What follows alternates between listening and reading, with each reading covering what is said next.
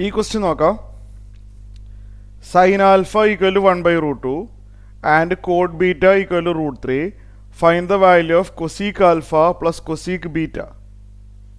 ഇതാണ് ക്വസ്റ്റ്യൻ. ഇതൊരു simple question അല്ലേ? ഇതെങ്ങനെ ചെയ്യണമെന്ന് പറയാമോ? ശ്രദ്ധിച്ചിരിക്കുക. Sine alpha equal to 1/√2, cot beta equal to √3. ഇത് രണ്ട് മെത്തേഡ് ഉണ്ട്. സിമ്പിളായിട്ടുള്ള മെത്തേഡ് പറയട്ടെ.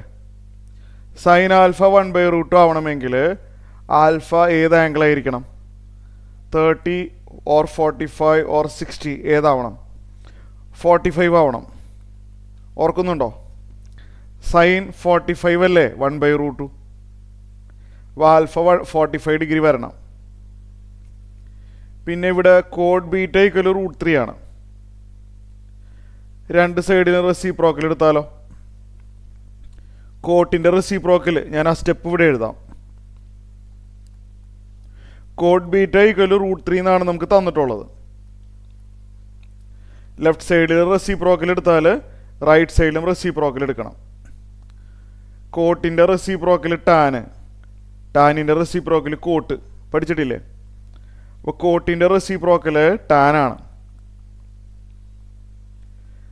അപ്പോൾ ലെഫ്റ്റ് സൈഡിൽ റെസിപ്രോക്കൽ എടുത്തു.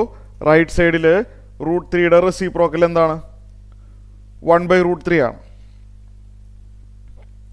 ടാൻ ബീറ്റ 1/√3 ആണെങ്കിൽ ബീറ്റ ഏത് ആംഗിൾ ആയിരിക്കും?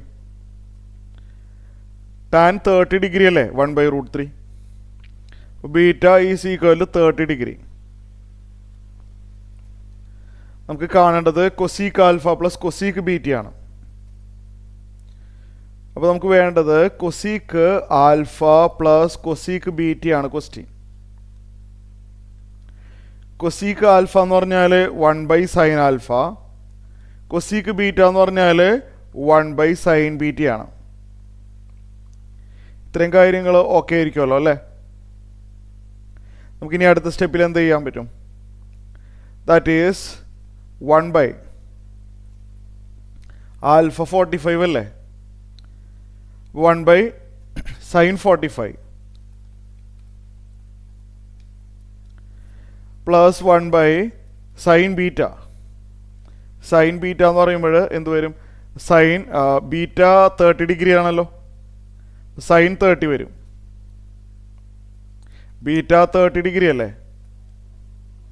കിട്ടിയിട്ടുണ്ടല്ലോ. 1/sin 45 1/√2 ആണല്ലോ.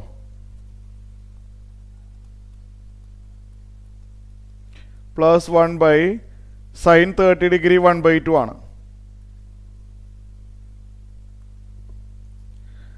ഇതെന്താണ്? 1/1/√2 എന്ന് പറയുമ്പോൾ √2/1 ആവും. റെസിപ്രോക്കലായിട്ടേ വരുള്ളൂ. √2/1 √2. അതുപോലെ 1/1/2 എന്നുള്ളത് 2/1 ആവും. അതായത് 2 വരും. ഇത്ര എഴുതിയാൽ മതി. ഇതാണ് ആൻസർ.